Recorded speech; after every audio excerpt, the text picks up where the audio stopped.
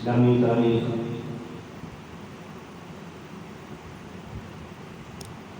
1445 ہجری محرم الحرام، جس کی آج 2 تاریخ ہے، مسلمانوں کا زندگی کے جو سال ہیں وہ اصل تو اسلامی تاریخ سے ہیں، جس کو آج کل مسلمان نے بھلا دی۔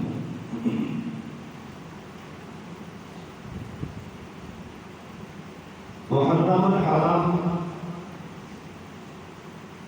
بڑی عظمت اور شان والا نہیں ہے۔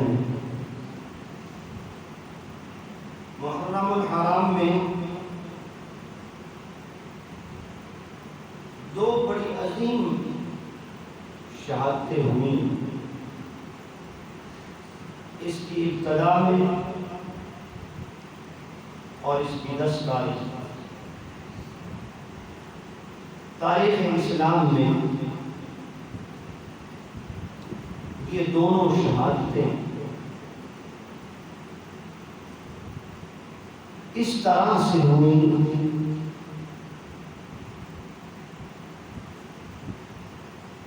ایک کی شہادت جس کے بارے میں حضور علیہ السلام نے فرمایا، جب کوئی دنیا سے رخصت ہوتا ہے تو اس کے رشتے دار اعزاء اقربا ہوتے ہیں، پریشان ہوتے ہیں۔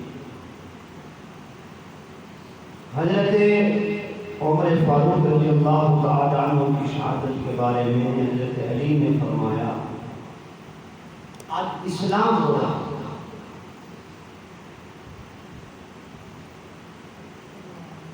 زمانے میں ہر طرح کے لوگ آتے ہیں، کچھ لوگوں کا نعم البدل یا ان جیسے سالوں بعد مل جاتے ہیں، 100 سال کے بعد مل جاتے ہیں، اور لوگ اس پہلے کی یاد دوسرے سے کرتے ہیں۔ تاریخ اسلام میں جناب عمر فاروق رضی اللہ تعالی عنہ وہ عظیم ہستی اور شخصیت جن کی مثال اس کے بعد دنیا میں نہیں پا سکتا۔ ان جیسا بندہ،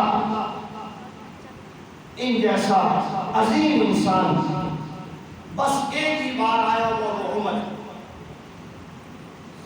اب قیامت کے دن تک عمر جیسا آدمی نہیں آ سکتا۔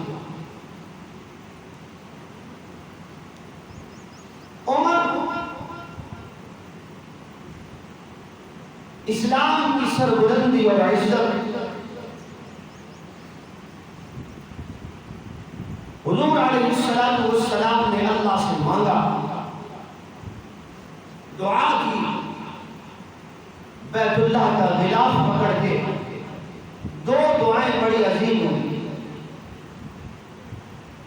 پہلی دعا ابراہیم نے کی، دوسری دعا محمد رسول اللہ نے فرمائی۔ تعمیر بیت اللہ کے بعد آبادی کے لیے ابراہیم نے غلاف کعبہ پکڑا، روئے، پروردگار گھر تیرا بنا دیا ہے، آباد کرنے والا تو بھیج۔ اللہ نے اپنے خلیل کی دعا کو قبول کیا، آباد کرنے کے لیے آمنہ کا لال جناب حضرت محمد رسول اللہ کو مبعوث کیا۔ حضور آئے، 13 سال کی محنت، اور اس محنت میں ابتدائی عرصہ جب کملی والے پیغمبر صلی اللہ علیہ وسلم اعلان نبوت کر رہے ہیں اور چھپ کر نماز پڑھی جاتی ہے، چھپ کر عبادت کی جاتی ہے، بیت اللہ کے دروازے بند ہیں، آمنہ کے لال حضرت محمد مصطفیٰ صلی اللہ علیہ وسلم نے پھر بیت اللہ کو پکڑا اور پھر اللہ سے ایک سوال کیا، اور دعا مانگی اللہم اعز الاسلام باسلام عمر بن الخطاب، اے اللہ اب اسلام کو عزت دے اور اسلام کی عزت عمر کے اسلام لانے میں۔ تیرا گھر بند پڑا ہے، کسی کی ضرورت نہیں، کافر آنے نہیں دے رہے، اب اس کے دروازے کھول، آباد کر، اور اس کی آبادی میں عزت اسلام ہے، اور عزت اسلام کے لیے اگر کوئی بندہ ہے تو وہ جناب عمر بن خطاب۔ حضور علیہ السلام نے اللہ سے مانگا، اللہ نے جناب عمر بن خطاب کو حضور کی جھولی میں ڈال دیا۔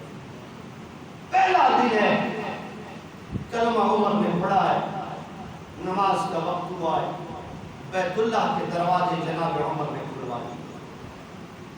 حضور علیہ السلام نے نماز کی تیاری شروع فرمائی۔ جناب عمر نے پوچھا، آقا نماز کدھر پڑھیں گے؟ رحمت والے پیغمبر نے فرمایا عمر کدھر ہی پڑھیں گے۔ آقا کیوں؟ بیت اللہ میں کیوں نہیں پڑھیں گے؟ فرمایا وہاں کافر پڑھنے نہیں دیتے، مکہ کے سردار پڑھنے نہیں دیتے۔ جناب عمر فاروق رضی اللہ تعالیٰ عنہ نے تلوار کھینچی، فرمانے لگے آقا عمر کلمہ پڑھے، پھر بھی بیت اللہ کھلے نہیں، پھر عمر کے کلمہ پڑھنے کا کوئی فائدہ کوئی نہیں۔ عمر آئے، عبادت پھر بھی چھپ کے ہو، نماز چھپ کے ہو، پھر عمر کے آنے کا فائدہ کوئی نہیں۔ آقا آج نماز بھی پڑھیں گے اور بیت اللہ بھی پڑھیں گے۔ میں نے عرض کی کچھ لوگوں کا نعم البدل صدیوں بعد مل جاتا ہے، عمر وہ ہے جس کا نعم البدل صدیوں بعد بھی نہیں آنے والا، جس کا نعم البدل ہے ہی نہیں، جس جیسا ایک آیا اور عمر آیا، اس جیسا پھر کوئی نہیں آ سکا۔ اس کا تقویٰ نرالا، اس کا عدل نرالا، اس کی حکمرانی نرالی، اس کا اسلام لانا نرالا، محمد کا مانگنا نرالا۔ سارے کے سارے صحابہ حضور کے مرید بن کر آئے۔ عمر وہ ہے جو حضور کی مراد بن کر آئے۔ مرید خود چل کے آتا ہے اور مراد اس کو کہا جاتا ہے جس کے بارے میں دل میں خیال آئے یہ میرا ہو جائے نا تو مزہ آئے۔ تو نبوت نے ایسی مراد رب کے دربار میں پیش کی۔ ربا ابو بکر دیا وہ بھی قبول ہے، عثمان دیا قبول ہے، حیدر کرار دیا قبول ہے، سب تیری مرضی سے آئے۔ مجھ محمد کا دل اگر دیکھے، مجھ محمد کی مرضی چاہے، مجھ محمد کی رضا چاہے تو ربا میرا دل چاہتا ہے عمر میرا ہو۔ عمر سارے صحابہ مرید بن کے آئے، عمر مراد پیغمبر بن کے آئے اور اللہ سے مانگا ہے، اللہ نے جھولی میں عطا کیا ہے، اور جس کو محمد مانگے رب عطا کرے۔ یہ کوئی عام شخصیت ہو سکتی ہے؟ ایمانداری سے بولو، اس کا کلمہ نرالا، اس کی بہادری نرالی، اس کا عدل نرالا، اس کا آنا بھی نرالا، اس کا دنیا سے جانا بھی نرالا۔ جو ایک مثال ہے دین میں، عمر بن خطاب، اس جیسا پھر نہ کبھی آیا ہے اور نہ قیامت کی صبح تک کوئی آئے۔ حضور علیہ السلام نے حدیث پاک کے اندر ارشاد فرمایا، حضور نے فرمایا انا ابو بکر و عمر، میں ابو بکر اور عمر ہم تینوں، بڑی فضیلت کی بات حضور نے فرمائی، میں ابو بکر عمر ہم تینوں من تربۃ واحدۃ، اللہ نے ہم تینوں کو ایک مٹی سے پیدا کیا۔ سبحان اللہ کہتے ہیں ایک مٹی سے، مجھے ابو بکر عمر تینوں کو ایک مٹی سے پیدا کیا۔ اب اس کی تو مثال قرآن نے بھی دے دی ہے، اگر سمجھنے والا بندہ ہو۔ جس وقت میت کو دفنا کے ہم مٹی ڈالتے ہیں تو مٹی ڈالتے ہوئے ایک دعا پڑھتے ہیں، کسی کو ہوگی یا کسی کو نہیں ہوگی، اور وہ دعا در حقیقت قرآن کی ایک آیت ہے۔ یعنی پہلی جب لب بھرتے ہیں نا اور مٹی ڈالتے ہیں تو کیا پڑھتے ہیں؟ منہا خلقناکم، پڑھے سارے، منہا خلقناکم منہا خلقناکم وفیہا نعیدکم ومنہا نخرجکم تارۃ اخری۔ یہ تین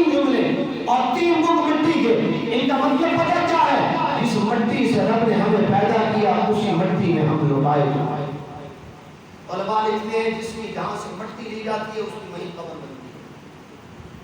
اس آیت کے تحت کیا فرمایا؟ جس کی جہاں سے مٹی لی گئی وہ وہیں دفن ہوتا ہے۔ آپ دیکھیں کچھ لوگ پیدا پاکستان میں ہوئے، بڑے بڑے نیک لوگ، آج ان کی قبر جنت البقیع میں ملتی ہے۔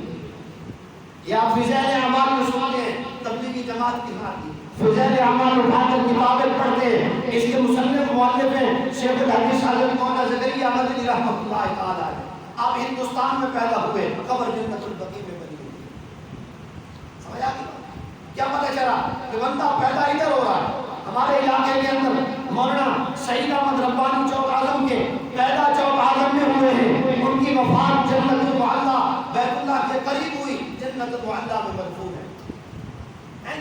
تو جہاں سے مٹی لی جاتی ہے اللہ اس کو وہیں دفنا دیتے ہیں، وہیں لوٹائی جاتی ہے۔ اس لیے یہ مٹی جہاں سے لی گئی یہ زمین کی امانت ہے، اور رب کی ذات امانت میں خیانت نہیں کرتی ہے۔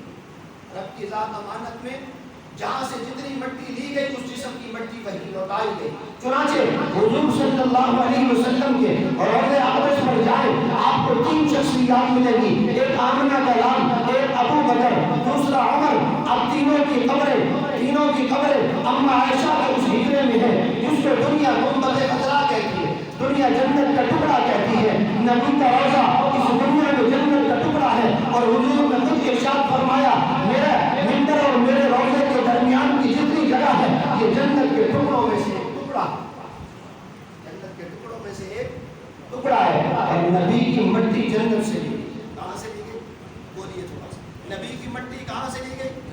آپ جنت الفردوس کی باتیں علماء سے سنتے ہیں، جنت الفردوس اپنی جگہ اعلیٰ ہے۔ ہمارا عقیدہ، ہمارا نظریہ علماء اہل سنت تحریک القام اہل سنت والجماعت کا جس جگہ سے نبی کی مٹی لی گئی، کیا جس جگہ پر نبی کو مدفون کیا گیا، نبی علیہ السلام کو جس قبر اطہر میں اتارا گیا وہ کوئی جگہ ہے، اس جگہ کی جو مٹی نبی کے جسم عطر کے ساتھ مس ہو رہی ہے وہ اللہ کے عرش سے بھی اعلیٰ، اللہ کے عرش سے بھی من تربۃ واحدہ، میری ابو بکر و عمر کی مٹی ایک جگہ سے ملی، چنانچہ ایک جگہ دفن کر دیا گیا۔ تو نبی کی جنت میں ابو بکر و عمر بھی جنت میں، ان کے جنتی ہونے کا کوئی شک و شبہ۔ اور یہ ایسے نہیں ہوا کہ نبی نے فرما دیا، بلکہ ہمارا تو عقیدہ ہے وما ينطق عن الهوى ان هو الا وحی یوحى، سورہ نجم اللہ فرماتے ہیں محبوب میرا ہے، نبوت میں نے دی ہے، ختم نبوت کا کام میں نے رکھا ہے، لہٰذا چلتا بھی میری مرضی سے، کرتا بھی میری مرضی سے، بولتا بھی میری مرضی سے، جو میں بول رہا ہوں وہ بولتا ہے، جو کرنے کا حکم دوں وہ کرتا ہے، جو حکم دوں وہ کرتا ہے۔ لہٰذا جو زبان نبوت سے جملے نکلے ہیں کہ میں ابو بکر عمر ایک مٹی سے پیدا ہوئے اسی جگہ دفن ہوں گے، اسی طرح قیامت کے دن اٹھائے جائیں گے، یہ سارے جملے جو نبی کی زبان سے نکلے، زبان نبی کی ہے، مرضی رب العالمین، زبان کس کی ہے اور مرضی کس کی ہے؟ اس لیے کہ نبی کی زبان رب کی مرضی کے بغیر بولتی بھی، نبی اپنی مرضی سے کوئی بول بھی نہیں بولتا۔ اور حضور علیہ السلام نے جناب عمر کی عظمت اور فضیلت کو بیان کرتے ہوئے تو بڑا پیارا جملہ فرمایا۔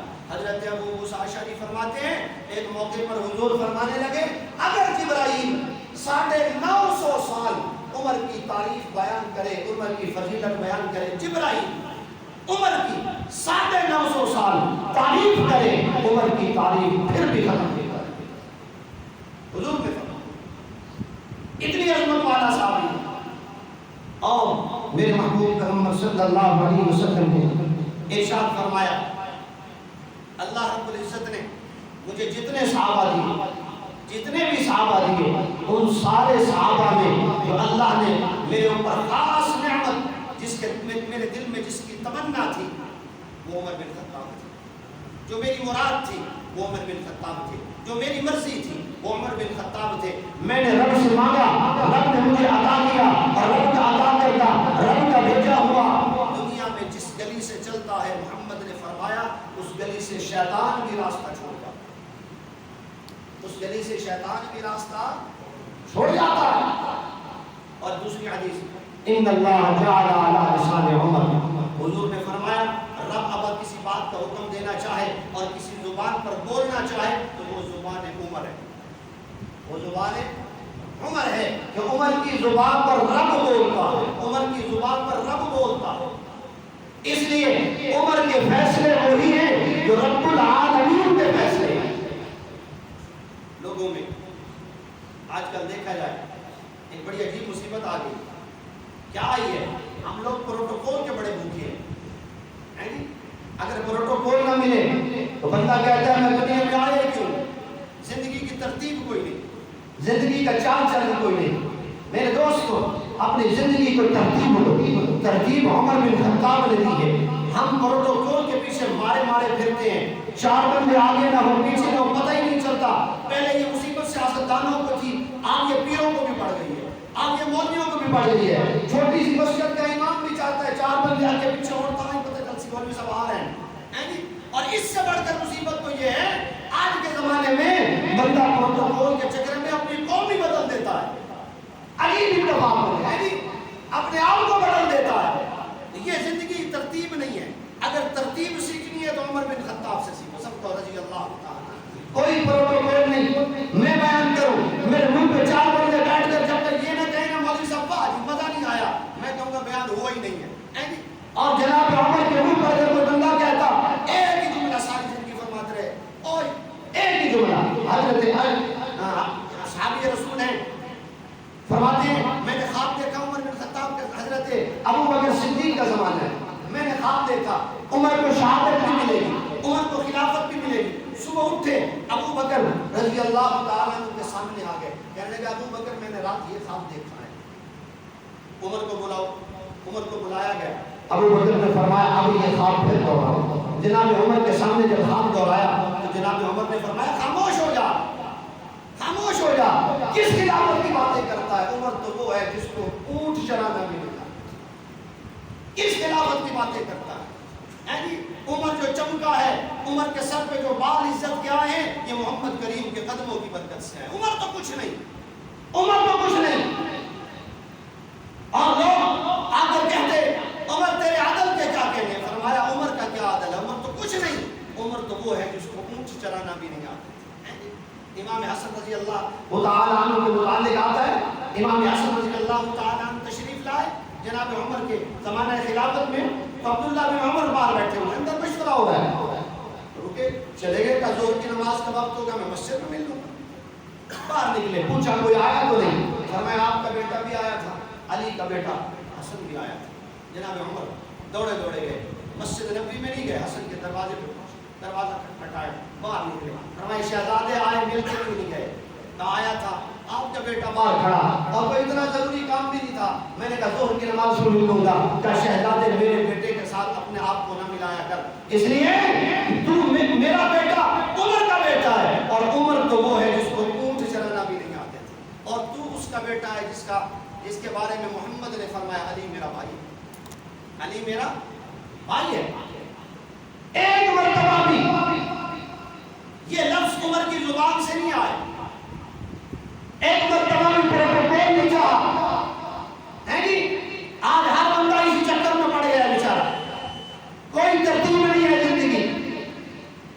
22 لاکھ مربع میل کا حکمران ہے، 22 لاکھ کا عید کا دن ہے، غسل کر کے بعد تشریف لائے، بیوی سے کہا جوتیاں لاؤ، بیوی کہنے لگی حضرت ان جوتیوں کو گانٹ کے اتنی بھی نہیں بچی کہ دوبارہ گانٹی جائیں، اتنی بھی نہیں، تو ننگے پاؤں مسجد نبوی چل پڑے، بیوی نے پکڑا کر لوگ کیا کہیں گے؟ فرمایا ہٹ، مجھے لوگوں کی پرواہ نہیں، لوگ اس وقت کیوں کچھ نہیں کہتے تھے جب ابا مجھے 10 اونٹوں کی وجہ سے مارا کرتا تھا کہ عمر تجھے اونٹ چرانا نہیں آتے، تو لوگوں کی بات کرتی ہے، مجھے لوگوں کی پرواہ نہیں ہے، مجھے پرواہ ہے تو محمد رسول اللہ صلی اللہ ننگے پاؤں آئے، اسی نبی کا کلمہ پڑھا ہے، سفر کی اور ہے، شادی کی اور ہے، نبی کی اور ہے، باہر جانے کی اور ہے، اندر کی اور ہے، غسل خانے کی اور ہے، واش روم کی 18 جوڑے تو جوتیوں کے پڑے ہیں، ایسا ہے کہ نہیں ہے؟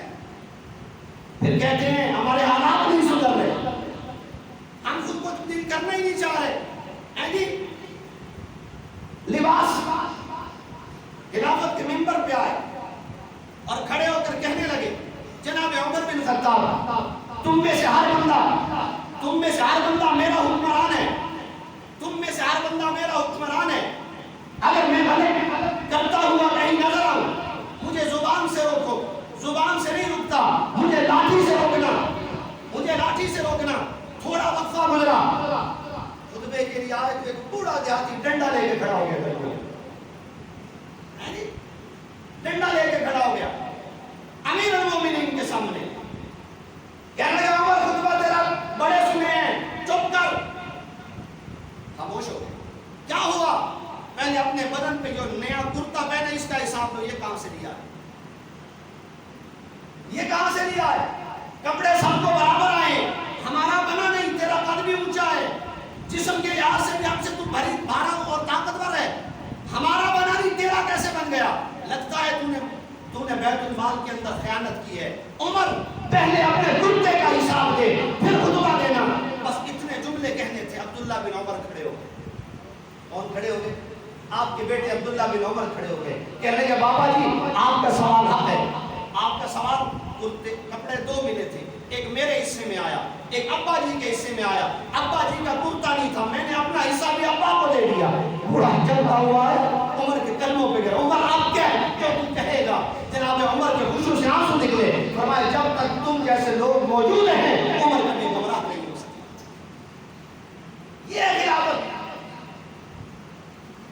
کوئی پروٹوکول، حج کے لیے جا رہے ہیں اکیلے نکل پڑے، میرا مولوی بھی منبر پہ بیٹھتا ہے، کہتا ہے کینیڈا کا وزیر اعظم سائیکل پہ آتا ہے اور ظالم اس کی کوئی مثالیں دیتا ہے، عمر بیت اللہ کے لیے جا رہا ہے اکیلا پیدل چل پڑا ہے۔ غلام نے کہا سواری فرمایا بیت المال سے سواری لینے کی ضرورت نہیں، جب تک عمر کے پاؤں سلامت ہے عمر پیدل ہی چلا جائے۔ یہاں یہ انگریز سائیکلوں پہ چلتے آتے جاتے دیکھتے، بڑا عرصہ قوم کو بے وقوف بنایا گیا، قوم بھی بے وقوف بنی رہی، یعنی سائیکلاتے آ رہے ہیں تو سائیکلاتے جا رہے ہیں، بڑا عرصہ قوم میں وقوف بنی ہے، اور سائیکلوں پہ چھوڑو، ہمارا حکمران تو عمر بن خطاب ہے جو سائیکل نہیں پیدل چلا ہے۔ اور مصر فتح ہوا ہے، مصر فتح ہوا، ایک عالمی وہاں سے ملاقات کے لیے آیا، باہر کے اندر سلمان فارسی ملے، کہا تمہارا امیر کون ہے؟ فرمایا مسجد نبوی میں چلے جاؤ۔ وہ بندہ کہتا ہے مسجد نبوی میں آیا، 3 بندے بیٹھے ہیں، ایک جیسے کپڑے ہیں، لہمہ باندھی ہوئی ہے، کپڑوں پہ ٹاکیاں لگی ہوئی ہیں، ایک روٹی آئی ہے، اب 2 بیٹھے ہیں، ایک نے کہا روٹی ایک آئی ہے، باقی 2 نے کہا ہم نے بھی کھانی ہے، کہا کوئی مسئلہ نہیں، 3 حصوں میں تقسیم کر لیتے ہیں، 3 حصوں میں تقسیم ہوگی، آدھی آدھا ٹکڑا صاحب نے کھا لیا۔ وہ مصر کا بندہ دیکھ کے واپس چلا، سلمان کو کہتا ہے تو نے کہا ہمارا امیر مسجد نبوی میں بیٹھا، وہاں تو 3 غلام بیٹھے ہوئے، اور وہ بیچارے روٹی تقسیم، ایک روٹی کے پیچھے بیٹھے ہوئے، وہ تو روٹی بانٹ کے کھا رہے ہیں۔ جناب سلمان فارسی صاحب تشریف لائے، آگے دیکھا جناب عمر روٹی بانٹ کے بیٹھے ہیں، 2 غلام بیٹھے ہیں، اس نے کہا جس ہستی کو بیٹھا ہوا دیکھ رہا ہے نا یہ کوئی عام نہیں ہے، یہ 22 لاکھ مربع میل کا حکمران ہے، اور اس کی اسی ادا کی وجہ سے آج پوری دنیا اس کے نام سے کانپتی ہے۔ بیت المقدس کا فتح ہوا، انہوں نے کہا ہم چابیاں عمر کو دیں گے، کس کو دیں گے؟ وہ آ جائے، چابیاں اس کو دے دیں گے، عمر کو دے دیں گے۔ غلام چل کے آ گیا، امیر المومنین تیار ہو گیا، ایک سواری ایک غلام، ایک سواری، کیا کہتے ہیں حکمرانوں کے، سائیکل کے پیچھے تالیاں بجانے والوں سنو، ایک حکمران، ایک سواری، ایک غلام، ایک غلام، چلے، منزلیں طے ہو گئی، منزلیں طے ہو گئی، کچھ منزل پہ امیر بال پکڑے گا غلام سوار ہوگا، اور کچھ پہ غلام بال پکڑے گا امیر سوار ہوگا، چلاتے رہے، سفر چلتا رہا، جس وقت بیت المقدس کا شہر قریب آیا، ان جانے میں اچانک سے باری غلام کی آ گئی، سواری پر بیٹھنے، اور امیر کی آ گئی پکڑنے کی۔ اب غلام نے ہاتھ جوڑ کے کہے عمر دشمنوں کے علاقے میں آئے، لوگ کیا کہیں گے؟ جناب عمر نے فرمایا مجھے لوگوں کی پرواہ کوئی نہیں، تیری باری آئی ہے تو بیٹھے گا۔ وہ بیٹھ گیا، عمر نے لگام پکڑی، مہار پکڑی، چلے، لوگوں نے دیکھا، کہا یہ تمہارا حکمران جو سواری پہ آ رہا ہے؟ کہا نانا جو سواری پہ بیٹھا یہ غلام ہے، جو لگام پکڑ کے آ رہا ہے یہ ہمارا امام ہے۔ یہ امام ہے، انہوں نے اچھا یہ ہے، پھر دنیا کی کوئی طاقت کو شکست نہیں دے سکتی. یہ عمر ہے، یہ عمر ہے. 17 پیوند لگے ہیں، 17 پیوند صحابہ نے دیکھا. کہنے لگے عمر کا لباس بڑا کمزور ہو گیا ہے، اب دور دراز کے لوگ ملاقات کے لیے آتے ہیں، عمر سے کہو لباس چینج کر لے، تبدیل کر لے. کہا مشورہ تو ساروں کا ٹھیک ہے، لیکن ذرا یہ بتاؤ کہ شیر کی مونچھ کو ہاتھ لگائے گا کون؟ شیر کی مونچھ کو مشورہ ٹھیک ہے، عمر کو کہے گا کون؟ عمر کو کہے گا کون؟ سب کا اشارہ حضرت علی کی طرف آیا. کن کی طرف آیا؟ بھائی علی سے بڑی محبت ہے، علی سے بڑا پیار ہے، علی جو کہیں گے عمر رد نہیں کریں گے. چنانچہ سارے صحابہ علی کے پاس آئے. حضرت علی نے فرمایا عمر سے باقی جو بات ہوتی میں منوا لیتا، یہ بات عمر سے میں بھی نہیں کرتا. ہاں میں تمہیں بتاتا ہوں، اگر یہ بات عمر سے کروانی ہے نا، پھر امت کی ماں عائشہ کے پاس چلے جاؤ. وہ امت کی ماں کا بڑا احترام کرتا ہے، اس کے سامنے نہیں بولے گا. اما عائشہ کے پاس ہے، فرمایا ٹھیک ہے تمہاری بات بھی ٹھیک ہے، میں بلوا دیتی ہوں. شام کو پیغام آیا کہ حضور کے گھرانے سے بلاوا آیا. جناب عمر چلتے ہوئے آئے، پردے میں بات ہوئی. عمر لوگ یوں کہہ رہے ہیں، صحابہ یوں کہہ رہے ہیں، جناب عمر کو اور داڑھی تر ہو گئی، داڑھی تر ہوئی، رو رہے ہیں. آخر میں کہتے ہیں اماں جو تیرا حکم عمر کو قبول ہے، لیکن ایک بات میں عرض کروں گا. کیا بات؟ فرمایا جس لباس کی تلقین آپ مجھے کر رہی ہیں، یہ لباس اگر نبوت کو پسند تھا تو عمر پہن لیتا، اگر نبوت کو نہیں پسند تھا تو عمر نہیں پہنتا. اما عائشہ کہتی یہاں کہ میں بھی خاموش ہو گئی. علی آئے، اللہ کیا بنا؟ فرمایا بات تمہاری ٹھیک ہے، لیکن جو بات عمر کرتا ہے وہ سب سے زیادہ ٹھیک ہے، وہ سب سے زیادہ ٹھیک ہے. یہ حکمران ہے. میرے محترم دوستو، آج دنیا کیوں عمر کی نام لیتی ہے؟ آج کیوں دنیا عمر کی عظمت کو ڈنکے بجاتی ہے؟ عمر کوئی عام نہیں ہے. یاد رکھو مراد پیغمبر بن کے عمر آئے، نبی کے ساتھ مدفن ملا ہے. اور جس وقت آپ کو نماز فجر میں شہید کیا اس سے چند عرصہ پہلے رات کے وقت لیٹے، چاند جو ہے اپنی آخری حق پہ آخری بس جب دیکھا دل میں گمان آیا، دعا کر دی اللہم انی اسألک شہادۃ فی سبیلک ووفاۃ بلد رسولک. بڑی عجیب دعا. رب دل چاہتا ہے تیرے راستے میں شہید ہوں، پر شہید بھی ہوں شہر بھی محمد کا صلی اللہ صلی اللہ. اور مدینے میں ہم کیسے شہید ہوں گے؟ جنگ تو یہاں ہو بھی نہیں، لیکن زبان عمر کی تھی، عمر کی زبان پہ قرآن اترا ہے، تو عمر کی زبان جب بولے اللہ اپنے فیصلے بھی کر دے. نبی کے شہر شہادت کی موت دعا مانگ لی ہے، اللہ نے دعا کو قبول کر لیا ہے. صرف شہر نبی نہیں ملا بلکہ مسجد نبی ملی ہے، اور مسجد نبی نہیں ملی، مصلی نبی ملا. وہاں پہ کھڑے ہو کے حملہ ہوا، 26 کو شہید ہوئے. یکم محرم الحرام کو جب شہید ہونے لگے اپنے بیٹے کو بلایا، فرمایا جاؤ اماں کے پاس اور جا کر کہو عمر کی ایک آش، ایک تمنا ہے، ایک آرزو ہے، اگر وہ پوری ہو جائے کر دے. اماں کیا تمنا ہے؟ فرمایا نبی کے روضے میں جو ایک جگہ ہے وہ عمر چاہتا ہے وہاں دفن ہو جائے. اما عائشہ صدیقہ کے پاس جب عبداللہ ابن عمر آئے، فرمایا بیٹا یہ جگہ رکھی تو اپنے لیے تھی، پر عمر کے بڑے احسان ہیں، عمر کے بڑے احسان ہیں اسلام پر، عمر کی بڑی عظمتیں ہیں، عمر کو میں اجازت دیتی ہوں. جب واپس پلٹے ابا اجازت ہے، فرمایا ادھر سے اجازت مل گئی ہے، بڑی اجازت کی ابھی ضرورت ہے. حضرت علی روایت فرماتے ہیں بڑی اجازت کی بڑی ضرورت ہے. وہ کیا؟ فرمایا جب میں دنیا سے چلا جاؤں میری چارپائی جا کر نبی کے روضے کے سامنے رکھ دوں، میری چارپائی جا کر نبی کے روضے کے سامنے رکھ دینا، اور وہاں کھڑے ہو کے نبی کے سامنے التجا کر دینا، کہہ دینا اللہ کے محبوب پیغمبر غلام حاضر ہے، اب جو حکم ہو، اگر آواز آ جائے اجازت مل جائے روزے میں دفن کر دینا اور میں جنت البقیع میں دفن کر دینا. جنازہ اٹھائے اور آپ کے جنازے اور ایک اور وصیت کی، اور وہ یہ وصیت کی وقت کے حکمرانوں سنو، اپنے پارٹی کے جھنڈے اٹھانے والوں، اپنے بیٹے کو 2 نصیحتیں، ایک یہ اور دوسری نصیحت آپ حیران ہو جائیں. دوسری نصیحت فرمایا مجھ پر 80 درہم قرض ہے. کتنا؟ 80 درہم قرض ہے. پہلے میرے رشتہ داروں سے کہنا ٹھیک، پھر میرے یاروں سے کہا وہ اتارتے ہیں ٹھیک، آخر میں کوئی نہ اتارنے والا ہو تو علی سے کہہ دینا۔ کس سے کہہ دینا؟ علی سے کہہ دینا، علی اتار دیں گے۔ حضرت عبداللہ ابن عمر فرماتے ہیں صاحب کے سامنے جب یہ بات آئی صحابہ دھاڑے مار کے روئے، کہا عمر 80,000 قدم بھی ہوتے تو تم پر یہ بھی قربان تھے، 80 کیا ہے، کس تیرا اتر جائے گا۔ حضرت علی سب سے پیچھے ہیں جنازے میں، اور لکھا ہے تاریخ کی کتابوں میں سب سے زیادہ عمر کے جنازے پر اگر چیخ اور آہ کرنے والا تھا علی کے مرتضیٰ تھا۔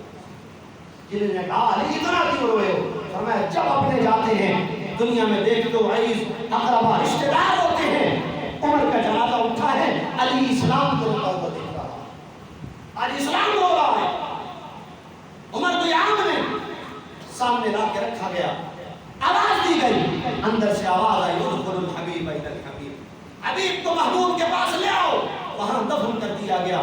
یہ وہ عمر ہے جس کو 22 لاکھ مرتبہ میل کی اللہ نے حکمرانی، اور جب جنازہ اٹھا ہے تو 80 درہم قرض ہے، اور وہ بھی قرض کی بات کرنے میں اتر کے جانا، کہیں میں پکڑا نہ جاؤں، یہاں دنیا کھڑی ہے پروٹوکول کے پیچھے، گاڑیوں کے پیچھے، کوئی نسبتیں بدل رہا ہے، کوئی قومیں بدل رہا ہے، کوئی کچھ بدل رہا ہے، غریب بندہ محفل میں آگے آمین سلام دینے کے لیے تیار نہیں۔ ارے امت اس نبی کے ہیں جس نبی کا یہ غلام عمر ساری زندگی کسی نے کوئی بات کہہ بھی دی، فرمایا عمر کچھ نہیں، عمر تو وہ ہے جس کو اونٹ چلانا ملے گا، ایسے ہوتا ہے۔ میرے محترم دوستو،